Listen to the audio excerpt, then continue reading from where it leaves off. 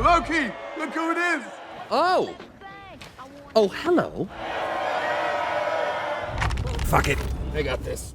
Hey everybody, there's so much stuff happening this morning. We got a bunch of Thor, Infinity War stuff to talk about, and supposedly Disney might be buying Fox in their film library, in addition to a bunch of TV show stuff too, meaning that we might actually get an X-Men Marvel crossover that people have been asking for since the beginning of time. So if you're just finding me for the first time, be sure to subscribe to get everything. There's so much stuff that's happening. There's new giveaway stuff that I'll explain at the end of the video too. But I'll start with all the Thor changes they made to the character that they confirmed will stick during Avengers Infinity War. There were a bunch of things that happened to the Thor character, and people are wondering, are they going to walk that back? There's been a lot of misleading trailer footage of the Thor character in Infinity War that makes everything that happened at the end of Ragnarok really confusing. So we'll start with that, then I'll talk about Deadpool, Fox, X-Men crossing over with the Marvel movies.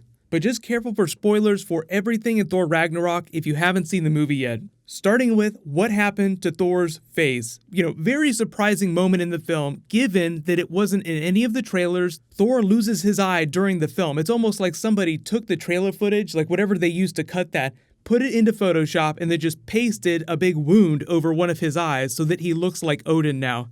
They just did alternate cuts of the movie for the trailers so that it wouldn't give away a big spoiler. Like, they're just trying to avoid spoilers, which also explains why Thor has both of his eyes during that Comic-Con Infinity War trailer, because presumably that happens like right after this moment here where Thanos' big ship comes during the post-credits scene.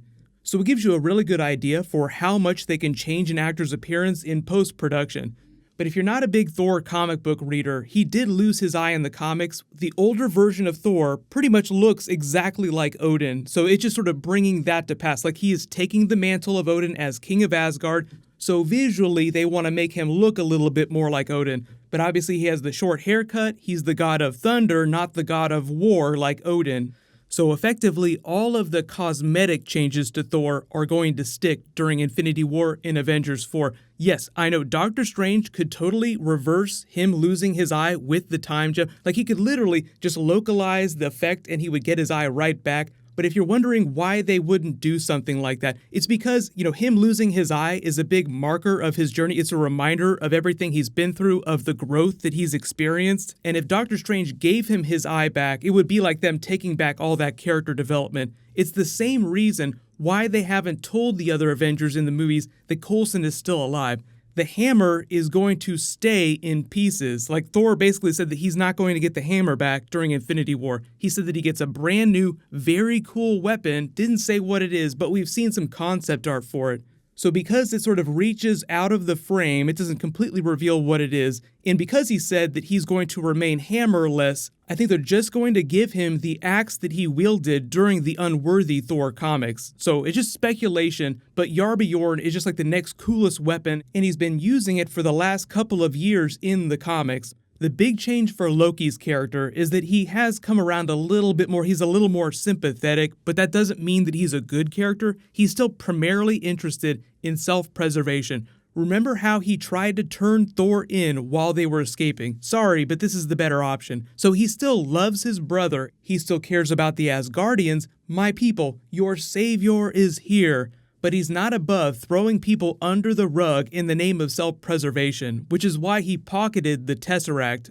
Really, the only other big change is obviously the destruction of the physical location of Asgard. That's not going to come back. They're going to rebuild it in Norway.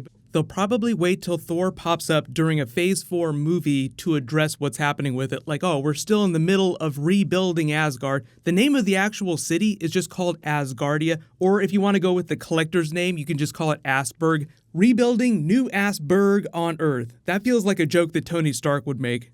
And then I think we could all agree that Hela escaped to parts unknown at the end, so she's off floating in space somewhere until she gets picked up by somebody. But really the most important things to remember is that Thor still has his power because that comes from Asgard, and Asgard is a people, not a place. So as long as the Asgardian people still exist, Thor will still have his special lightning abilities that you saw during Ragnarok. But now moving into Marvel, Disney, X-Men crossover. So if you don't know why people were freaking out this morning, it's because there was a report that Disney is in talks with Fox to buy most of their entertainment properties. That includes all the movie stuff and most of the TV stuff, but not everything. But that would mean that they would get the film rights to the X-Men characters back. Deadpool is an X-Men character, so they get the Deadpool stuff as well.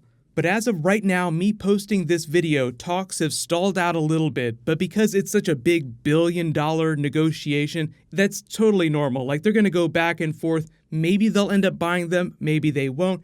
If they do, I will totally do a video, but there's not much point in speculating about legit X-Men Marvel crossover, because until they sign that deal, it's all vaporware. But what would probably happen is Fox would continue to exist as its own film unit within Disney, the way that Marvel and Star Wars are two completely different companies. Like Lucasfilm does its own thing, Marvel does its own thing. But at the end of the day, everybody gets paid by Disney. So Disney sort of just sits there as this umbrella that owns a bunch of different brands. Fox would just become another one of those brands. People have been making the false assumption that just because Disney would buy Fox, that means that they wouldn't do Deadpool movies anymore because Disney typically doesn't do rated R films. That isn't totally correct. If Marvel wanted to do a rated R film, they could do that. It's just that they haven't found a character that would benefit from that the way that Deadpool did. Like, it would be really hard to sell an awesome version of Deadpool that was PG-13.